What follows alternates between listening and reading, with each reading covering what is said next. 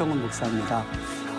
우리 시편에 관한 이해를 더 깊고 또 넓게 하기 위한 성경 쏙쏙 시간입니다.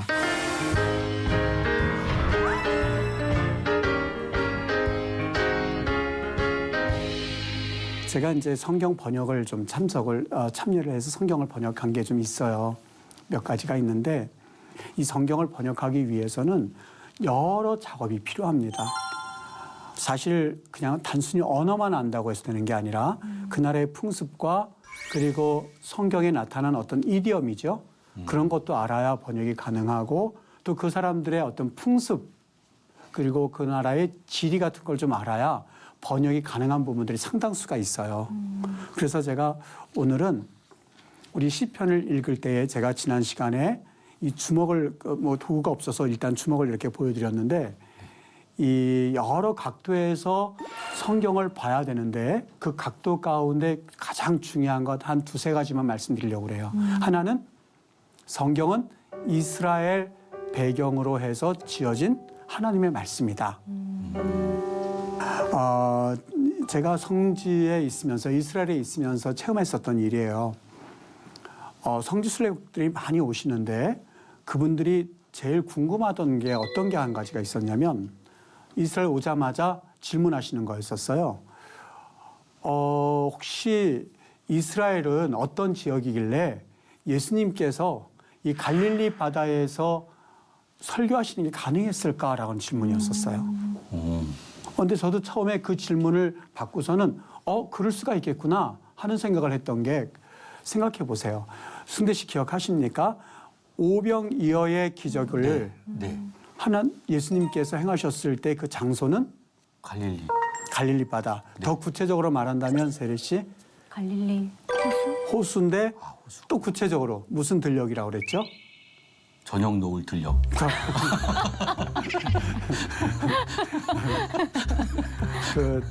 아마 아시는데 그거구나 이렇게 하실 텐데 우리 졸립지 않게 하시려고 그러신 것 같은데 벳세다 들녘. 벳세다. 기억나세요? 네, 배가 세요. 벳세다. 벳세다 들려. 거긴데 그때 몇 명을 데리고 예수님께서 기적을 일으키셨냐면 500명. 500명. 또요. 세리 씨께서는 3,000명? 3,000명. 2,000명인가? 5,000명. 5,000명이에요? 예. 5,000명인데 3,000명, 2,000명 합치면 5,000명. 그래서 두 분이 감사합니다. 그렇게 해주세요. 5,000명인데 5,000명을 예수님께서 이 떡 5개와 물고기 2마리를 가지고 먹이신 사건이거든요. 그래서 오병이어 그러지 않습니까? 그때 5,000명이 그냥 5,000명이 아니라 남자만 5,000명이었었어요. 그러면 그 당시에 이스라엘 사회에서는 남성 위주의 사회였기 때문에 남성만 5,000명 이렇게 생각을 하는데 남성만 5,000명이니까 여성들 5,000명 있다고 우리가 감안해 보고 그리고 아이들까지 있다고 감안해 보면 총 해산 15,000명 내지는 2만 명까지 생각해 볼 수 있어요. 그러면 거기가 어떤 실내도 아니고 실내도 힘들겠지만 뻥 뚫려져 있는 이런 외부에서 2만 명이나 되는 사람들에게 예수님께서 말씀을 전하시고 그리고 예수님이 그들에게 선포하셨을 때 과연 예수님이 심령이 가난한 자든 이라고 하면서 말씀하셨을 때 과연 2만 명이나 되는 사람들이 그 소리를 들을 수 있었을까 하는 그런 질문을 하신 거죠. 이게 과연 이해가 되시나요? 그게 예수님께서 발성이 좋으시지 않았을까요? 네. 그러실 수도 있죠. 네. 말씀이 들으셨으니까 그러실 수도 있겠지만 또 하나는 아무리 발성이 좋아도 제가 이 터진 공간에서 한 100명 되는 사람들에게 말을 전한다. 이건 사실 지쳐서 얼마 못할 것 같아요. 그것도 1,000명도 아니고 2,000명도 아니고 2만 명. 그리고 아이들이 예수님 설교하실 동안에 얌전히 앉아서 걸다 듣고 있었을까요? 아니면은 떠들어요. 떠들었겠죠. 밥점. 그렇죠. 그랬겠죠. 이게 가능했냐는 거예요. 그 당시에 무슨 음향시설이 있었던 것도 아니고. 아니면 중간중간에 전달자가 있었을까요? 이렇게 말씀하시면. 그것도 아이디어인데 글쎄요. 몇 명 전달자가 있어도 굉장히 많은 수가 필요하지 않았을까 싶은데 과연 전달할 때 아시잖아요. 한 사람 건너서 전달하고 또 한 사람 건너서 전달하면 그 말이 달라진다는 거 아시잖아요. 아유, 제가 이거를 직접 우리 성도님들과 함께 성지순례를 간 적이 있었어요. 지금은 거기에 이제 철조망이 있어서 올라가지 못하는데 2001년도, 2년도 때 제가 학생들을 인솔해서 갈 때 항상 이런 실험을 했었거든요. 어떤 실험이냐면 벳세다 들녘이 갈릴리 바다에 있는 건 맞아요. 그런데 2만 명이나 되는 사람들이 과연 예수님이 설교하실 때 그 목소리 들으실 수 있을까 하는 게 궁금해서 이 실험을 학생 때도 제가 이스라엘에 학생이 있을 때도 우리 선생님이 해주셨고 저도 그 장소에 가서 같이 했었거든요. 어떤 실험이었냐면 학생들을 이 벳세다 들녘 끝으로 올려보내는 거예요. 그리고 지금 화면에 제가 좀 비춰주실 텐데 어떻게 앉혔느냐면 화면을 잠깐 우리 한번 보실까요? 여기 보면 지금 이게 사람이 앉아 있는 거 보이세요? 네. 보이고 이게 지금 저기 사람들이에요. 우리 학생들을 전부 다 서서 듣게 했고요. 여기 있고 그리고 여기 학생 지금 화살표에 있는 곳이 사람이 있는 잘 안 보이실 거예요. 여기서 여기 앉아 있는 사람에게 이 소리를 지르면서 성경을 읽게 했죠. 아침에 호텔에서 일어나자마자 여기 이제 버스 길이거든요. 여기 시동을 끄고 아침 한 10시경쯤에 해서 끝에 올라가라 쭉 올려놓고 나서 여기서 사람이 있고 이걸 이제 듣게 했던 거죠. 성경을 고래고래 소리 지르면서 읽게 했는데 한 10시경이었거든요. 어땠을까요, 결과가? 안 들릴 것 같은데요. 안 들릴 것 안 같아요. 들렸어요. 전혀 안 들렸어요. 심지어는 제가 여기서 있다가 내려오라고 소리 지르는데도 그 소리를 못 듣고 그냥 앉아 있는 거예요. 안 들린대요. 그러니까 학생들이 너무 실족해가지고 예수님이 오병이어의 기적을 일으키시면 선포하셨다고 하는데 이게 그러면은 성경에서 이걸 어떻게 사실로 우리가 받아들일까 하면서 실족해서 내려오는 거예요. 제가 그래서 같이 돌고 있다가 이번에는 몇 시에 또 한번 올려보내냐면 4시경에 제가 또 한번 올려보냈어요. 올라가라고 그랬더니 학생들이 입이 이만큼 나오는 거예요. 아까 아침에 올라가서 하라고 그랬을 때 분명히 안 들렸는데 왜 교수님 또 올라가서 저러시는 걸까? 그래서 그래도 올려보냈죠. 4시경에 제가 올려보내서 이번에도 시편을 읽게 했거든요. 근데 이번 결과가 이번에도 어땠을까요? 안 들리지 않았을까요? 안 들렸을 것 같아요. 안 들렸으면 제가 올려보낼 리가 없죠.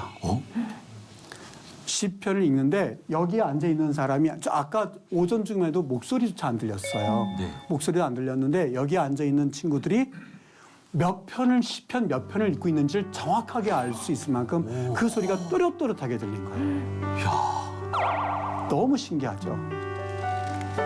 그 이유가 여기 비밀이 있어요. 그 갈릴리 바다에 이게 이제 갈릴리 바다거든요. 네. 갈릴리 여기 지금 배에 있고 이 갈릴리 바다에 타게 되면 1시서부터 한 5시경까지 매일 그러는 건 아니지만 2시부터 6시 혹은 1시부터 5시경까지 바람이 불기 시작하는데요. 바람이 얼마나 센지 옆에서 말을 하고 있는 사람들이 무슨 말을 하는지 알아들을 수 없을 만큼 바람이 소리를 다 먹어요. 굉장한 바람이 이렇게 세구나. 서 있을지도 못할 만큼 그 바람이 불어요. 그 바람이 왜 부냐면 이 갈릴리 바다 북동쪽으로 보면 헬몬산이라고 있거든요. 헬몬산에서 이 찬 공기하고 이 갈릴리 바다 뜨거워진 공기하고 만나면서 이게 바람을 만든답니다. 훌레 계곡을 통해서 내려오는 그 바람으로 인해서 이 훌레 계곡으로 들어오는 그 찬 기운으로 해서 갈릴리 바다까지 오면 이게 돌풍처럼 바람을 일으키는데 그 바람이 방향이 어디서부터 어디까지 흐르냐면 바다에서부터 이 산 쪽으로 불어대는 거예요. 그러니까 오후 돼 보면 서서 말씀을 읽습니다만 등에 바람을 업고 그리고 성경을 읽었었어요. 그게 2시부터 한 6시경입니다. 그러니까 오전에는 잔잔할 때는 전혀 소리를 듣고 있지 못하다가 오후 되면 그 소리가 또렷하게 들리는 거죠. 바람을 타고 성경을 읽으니까. 그러니까 학생들이 내려올 때에 저는 아직도 그때 잊지 못하는데 내려오면서 이 친구들이 교수님 들려요 들려면서 울고 있었던 청년들도 있었는데 참 감격적이었었어요. 굉장히 신비롭죠. 제가 이건 작은 예에 불과합니다. 그러니까 이걸 통해서 제가 알려주고 싶었던 게 한 가지 있었는데 성경을 읽을 때에는 반드시 그 성경을 무조건 의심하거나 아니면 성경에서 어떻게 그런 일이 있을 수 있지라고 하면서 의구심을 품는 것까지는 좋습니다만 그 성경이 왜 어떤 배경 가운데서 그런 이야기를 적고 있는가 하는 것들을 우리가 조금씩 배워나가면 성경을 읽을 때 굉장한 이 흥미도 있고 그리고 이것이 하나님께서 정말 정확한 역사적 사실들을 우리에게 알려주고 있구나. 그 배경 가운데 성경이 말씀하고 있구나 하는 것을 우리가 알 수 있는 중요한 단초가 됩니다. 그래서 제가 우리 성도님들에게도 그런 이야기를 종종 하는데요. 성경을 읽을 때에는 성경 바로 옆부분에 내가 의문하는 사항들을 반드시 적으십시오. 그러면 시간이 지나서 지금 당장은 모르지만 시간이 지나면 하나님께서 그것을 깨닫게 해주실 단서를 제공해 주셨을 때에 그 단서를 가지고 성경을 읽고 깨닫게 되면 여기에는 감격이 2배 이상, 3배 이상 되는 거죠. 그 조금 아까 마태복음에 가서 보면 빌립이라는 사람이 예수님께 이렇게 말합니다. 예수님, 저녁이 되매 빌립이 이 굶주린 사람들에게 우리가 무엇을 먹여야 되지 않겠습니까? 라고 말하는 장면이 나오거든요. 거기 저녁이 되매란 말이 왜 그랬는지 이제는 이해가 되실 거예요. 6시까지 바람 불어서 예수님이 설교를 하실 수가 있고 예수님이 말씀을 증거하실 수가 있었는데 저녁이 되니까 그게 이제 사라져요. 바람이 사라져요. 그러니까 예수님이 아무리 선포하시고 말씀하셔도 들리지 않으니까 빌립은 예수님 그냥 이제는 그만하시고 들리지도 않습니다. 바람도 그쳤습니다. 우리 저 사람들에게 이제 저녁을 먹여야 되지 않겠습니까? 라는 얘기를 그래서 하게 됐던 거죠. 그래서 제가 그 말씀을 좀 드리고 싶었던 거고요. 이번에는 제가 이걸 예를 들어서 이 얘기를 잠깐 적었어요. 뭐라고 적었냐면 성경을 읽을 때 너무나도 우리는 관념적으로 읽습니다. 그리고 포괄적인 지식을 가지고 읽을 때가 많이 있습니다. 그런데 하나님 말씀인 성경은 이스라엘이라고 하는 구체적인 지리적 배경 속에서 기록이 되어 있기 때문에 성경을 보다 잘 이해하고 해석하기 위해서는 이스라엘의 지리를 반드시 이해해야만 합니다라는 이야기를 그래서 합니다. 또 한 가지 제가 지리적인 면 또 연달아서 하나만 말씀드릴게요. 마태복음 2장 1절부터 12절을 보면 우리가 잘 알고 있는 이야기가 나옵니다. 동방박사들 오는 이야기입니다. 이게 또 기가 막혀요. 우리는 성탄절만 되면 이 동방박사가 와서 예물을 드린 것 이것만 기억하고 있잖아요. 그런데 여기에는 또 한 가지 성경을 조금 더 깊게 봐야 할 내용들이 그 안에 숨겨져 있거든요. 그 동방에서 오는 여정이 어떻게 되냐면 동쪽에서부터 여리고를 거쳐서 예루살렘으로 올라왔어요. 그 유일한 길은 아니어도 아마 그 길이 제일 빠른 길이었기 때문에 그 길로 왔을 거예요. 제가 지금 지도를 한번 보여드릴 텐데 지도를 잠깐 한번 보도록 하시죠. 그 지도에 보면 이렇습니다. 여기 동방에서 오는 사람들이 쭉 이 길로 해서 지금 이게 이스라엘 지도거든요. 이스라엘인데 동방에서 오는 사람들이 이게 여리고예요. 여리고에서부터 예루살렘까지 왔을 거예요. 그죠? 네. 그러니까 예루살렘으로 왔을 때에 헤롯 왕을 만나서 헤롯이 내게 그 비밀을 알려다오. 그러면 나도 예수님께 가서 경배를 하려고 해. 라고 하는 거짓말을 동방박사에게 하지 않습니까? 동방박사가 여리고를 거쳐서 예루살렘으로 왔어요. 그 다음에 어디로 갔죠? 예루살렘에서 예수님이 탄생하신 베들레헴으로 갔습니다. 베들레헴으로 가기 위해서는 남쪽으로 가게 돼 있어요. 차를 타고 가면 한 15분에서 20분 정도 거리거든요. 남쪽으로 가서 베들레헴에 도착해서 예수님께 황금과 유향과 몰약을 드리고 그분께 경배를 하죠. 그리고 이제 내일이면 떠나갈 때가 됐는데 마음이 얼마나 기뻤겠어요. 예수님께 황금도 드리고 몰약도 드리고 모든 것을 다 드린 그 동방박사들의 마음이 홀가분해졌고 다 드렸어도 사실 그들에게는 이 걱정될 게 없었어요. 왜요? 다시 예루살렘으로 돌아가면 자신을 기다리고 있는 헤롯 왕이 예수님이 어디에서 태어났는지만 알려주면 호텔도 제공할 것이고 자동차에 기름도 많이 채워줄 것이고 그리고 여비도 두둑하게 줄 것이 뻔하기 때문에 사실 뭐 그러지 않아도 그분들은 즐거워했겠지만 그런 마음이 있었을 거예요. 그래서 내일이면 예루살렘으로 갈 때가 됐는데 그날 밤에 꿈에 천사가 나타나서 뭐라고 그러죠? 그 길로 돌아가지 말고 다른 길로 돌아가라고 하죠. 네, 꿈의 지시함을 받아 그 길로 가지 말고, 그 길이라는 거는 우리는 생각하기를 이 길이 아니면, 이 길이 이 노란 길로 되어 있는 길이 아니면 이렇게 사선으로 갈 수 있겠다, 이렇게 생각할 수 있거든요. 근데 이스라엘은 그렇지가 않아요. 광야길이기 때문에 길이 아닌 곳으로 가다가는 이 와디라고 그래서 깊은 계곡으로 빠질 수도 있고 상당히 위험합니다. 그래서 원래 과거부터 지나온 길로 돌아가는 것이 가장 안전하거든요. 돌아가려면 베들레헴에서 어디로 돌아가야 돼서 다 같이 한번 얘기해 보시겠어요? 다음 가는 길은 예루살렘을 거쳐서 여리고, 여기 북동쪽으로 해서 여기 동쪽으로 해서 여리고를 거쳐서 다시 바벨론으로 돌아가야 맞아요. 그게 다 원래 돌아갈 길이에요. 그런데 성경에서 뭐라고 그랬죠? 다른 길로 가라고 그랬는데 다른 길이 없어요. 유일하게 있는 길이 이 길이에요. 북쪽으로 가려고 해도 예루살렘을 거쳐서 가야 되기 때문에 그렇게 예루살렘을 거치게 되면 헤롯 왕에 의해서 동방박사들은 금방 왔다는 것이 알려지게 되죠. 다른 길이라는 게 없어요. 제가 이스라엘 가서 다른 길을 한 가지 지금 소개하려고 하는데, 다른 길이라고 한다면 베들레헴에서 다시 남쪽으로 가는 길입니다.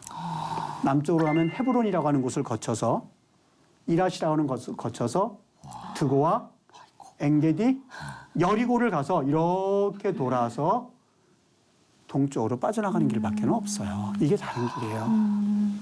그러면 원래 가는 길과 다른 길로 가는 길은 어떻습니까? 길이가 몇 배 정도 되는 것처럼 보여요. 그 5배 이상은 될 것 같아요. 그럼요. 네. 4배 내지 5배는 돼요. 지금처럼 자동차가 있는 시대도 아니고 동방박사가 단 3사람이라고 성경에 돼 있는 것도 물론 아니지만 아마 그들이 여행을 하기 위해서 그의 하인들까지 해서 쭉 데리고 왔을 거란 추측으로는 어렵지 않게 할 수가 있는데, 이 사람들과 함께 5배 정도 되는 길을 걸어갔을 때에 여기가 저는 직접 다녀봤거든요. 이 길은 사막이에요. 지금처럼 주유소가 가깝게 있고 물 먹는 장소가 있는 곳이 아니라 거기는 사막길이거든요. 광야길이거든요. 제가 그 광야길에서 광야에서 3일을 지내본 적이 있었거든요. 정말 위험한 길이고 목숨도 그때 잃을 뻔한 적이 있었어요. 그들이 돌아가면서 과연 이 길을 걸어갔다 생각하니까 이게 쉽지가 않아 보이는 거예요. 저 같으면 그랬을 거예요. 하나님, 조금 미리 말씀해 주시지. 그러면 예수님께 황금 바치는 그 황금에 대해서 조금 좀 감안해 볼 수도 있었을 것이고, 유황도 감안해 볼 수 있었을 텐데 지금 다 드렸어요. 없어요. 그들이 다른 길로 돌아간다고 했을 때 이게 과연 가능했을까라고 하는 질문이에요. 어땠을까요? 한번 답해 보셔요. 저라면 쉽게 돌아갈 수 없을 것 같아요. 왔던 길로 그냥 안전하게. 뭐가 어떻게 될지 모르잖아요. 네. 길에서 누가 먹게 맞아. 짐승이 나와서 날 해할 수도 있고, 그럼요. 기후가 갑자기 추워져서 막 그럴 수도 있고, 예, 그 모래 사막의 바람에 이렇게 모래에 파묻혀서 또 못 갈 수도 있고. 그렇죠. 그게 광야길입니다. 그런데 마태복음 2장 12절에서 뭐라고 했는지 제가 읽어드릴 테니까 들어보세요. 다른 길로 고국에 돌아가니라. 그렇게 돼 있어요. 누가요? 동방박사가. 네, 다른 길로 돌아갔다고 돼 있어요. 그래서 우리는 생각하기를 다른 길로 갔구나 그렇게 이해하고 말거든요. 그런데 여기 돌아가니라라는 말 아낙소레오라고 돼 있어요. 헬라 말로. 이 돌아간다는 말은 정말 말 그대로예요. 집에 안전하게 도착했다는 말이 아니에요. 빙 돌아서요. 그냥 그들이 다른 길을 삥 돌아서 다른 길로 향했다라는 의미가 더 짙어요. 그러니까 성경에서 관심을 가지고 있는 부분은 그 동방박사들이 안전하게 집에 도착했다라고 하는 것을 말해주는 것이 아니라 그들이 하나님께서 그들에게 명령하신 대로 순종하여서 다른 길로 향했구나 하는 것을 우리에게 전해주기 위한 것이 성경의 본 목적이죠. 제가 처음에 이 이야기를 성경을 자세히 읽고 나서 얼마나 감동이 됐는지요. 이런 생각을 한번 해봤습니다. 제가 여러분 읽어드릴 테니까 한번 잠깐 들어보세요. 그들이 택할 수밖에 없었던 다른 길은 목숨을 내놓고 손해를 감수해야만 하는 길입니다. 그럼에도 불구하고 그들은 그 길로 향했습니다. 하나님의 구원의 역사의 한 페이지를 그들은 묵묵히 감당했던 것이죠. 십자가를 따르는 길은 우리에게 있어서 항상 기쁨과 감사함만 있는 것이 아니라 전 동방박사를 보면서 그들이 예수님께 경배하고 또 예수님을 본 순간부터 환희가 있고 그리고 기쁨이 넘치고 그리고 안전하고 평안한 길이 아니라 예수님을 경배하고 예수님을 만난 이후로부터는 그들이 죽을 각오를 해야만 앞으로 그 예수님을 경배한 것에 대한 값을 매길 수 있는 길이었다고 하는 것을 오늘 성경에서 말씀해 주고 있죠. 창세기 22장 5절을 보면 우리 개역 한글이죠. 바로 우리가 지금 쓰고 있는 성경 바로 이전 성경에는 뭐라고 되어 있냐면요. 22장 5절에 보면 아브라함이 사원에게 이르되 너희는 나귀와 함께 여기서 기다리라. 내가 아이와 함께 저기 가서 경배하고 너희에게로 돌아오리라. 이렇게 돼 있어요. 이게 무슨 내용이냐면 아브라함이 사원을 데리고 같이 이삭을 번제로 드리기 위해서 올라가는 중에 사원에게 하는 말이에요. 뭐라고 그러냐면 다시 읽어드릴게요. 사원에게 이르되 너희는 나귀와 함께 여기서 기다리라. 너희는 누구를 말하죠? 사원을 말하고 있죠. 여기서 기다려라. 내가 아이와 함께, 아이는 누구를 말하죠? 이삭을 말하죠. 이삭과 함께 저기 가서 경배하고 제사를 드리고 너희에게로 돌아오리라 그렇게 돼 있거든요. 그러면 어떻게 써야 될까요? 너희에게로라고 하는 말이 우리가 너희에게로 돌아오리라 그렇게 써야 될까요? 아니면은 내가 나 혼자만 너희에게로 돌아오리라 그렇게 쓰는 게 맞을까요? 나 혼자만. 그게 맞죠. 네. 나 혼자만 너희에게로 돌아오리라 그렇게 쓰는 게 맞아요. 왜냐하면 이삭은 저기에서 번제로 드리고 죽이고 번제물로 드리고 마음은 아프지만 아버지 혼자서 돌아왔어야 했어요. 그게 개역 한글 이전 성경이었었어요. 그런데 여기에 그 성경에는 어떻게 되냐면 돌아오리라고 했었을 때 원어 성경에 나슈브라고 돼 있어요. 나슈브라고 하는 말을 그대로 번역하면 우리가 돌아오리라. 미리 예견하신 건가요, 하나님께서? 아브라함이요. 아브라함. 사원에게 말하는 거예요. 너희들 여기서 기다리고 우리가 저희가 경배하고 니시타하베 우리가 가서 경배하고 그다음 나 혼자 돌아올 거야 그래야 되는데 우리 그 원어 성경에는 우리가 너희에게로 돌아오리라. 전 그 이야기를 듣고 정말 전율이 흘렀던 게 보세요. 눈물이 나. 아브라함이 고민이 많았을 거예요. 왜냐하면 이 아이를 바치게 되면 하나님의 약속의 말씀이 어떻게 성취가 되겠어요. 그렇다고 해서 이 아이를 안 바치겠다 그러면 하나님께 불순종하는 거예요. 그러니까 이 아브라함이 이 아이를 바치러 갈 때에 이삭을 바치러 갈 때 한 가지 유일한 고백밖에 될 수밖에 없는데 그 고백이 뭐냐면 하나님 내가 이 아이를 바치지만 하나님께서 다시 살려주실 줄 믿습니다. 우리가 돌아올게 하는 그 고백이 그에게는 있었던 거예요. 그래서 이 이야기를 가지고요. 이미 신약성경은 그 이야기를 알고 있었어요. 어떻게 알고 있었냐면 제가 읽어드릴게요. 히브리서 11장 19절을 읽어드릴게요. 히브리서 11장 19절 보세요. 그라는 말은 아브라함을 말하죠. 아브라함은 하나님이 능히 이삭을 죽은 자 가운데서 다시 살리실 줄로 생각한지라 그렇게 되어 있어요. 참 의미가 있죠. 네. 히브리서 아브라함은 하나님이 능히 이삭을 죽은 자 가운데서 다시 살리실 줄로 믿고 그리고 이삭을 데려오겠다라고 그는 이야기했고 이번에 우리 개역 한글에서는 우리가라는 말을 첨가를 시켰어요. 그래서 우리가 돌아오라는 말이 있어요. 제가 이 이야기를 언제 칼럼에서 쓴 적이 있었거든요. 쓰고선 이렇게 한번 그 결론을 맺었어요. 한번 들어보세요. 이해가 되지 않는다고 해도 우선 순종하기로 결단하면 그때부터 기적은 시작이 됩니다. 믿음은 순종할 때 생기는 것이지 고민한다고 해서 생기는 것은 아닙니다. 아브라함은 이미 믿었고 그 믿음대로 이루어진 것입니다. 우리는 하나님이 항상 길을 열어주시면 전진할 거야 이렇게 말을 합니다만 아닙니다. 하나님의 말을 믿고 전진하면 하나님께서는 길을 열어주시게 될 거라는 거죠.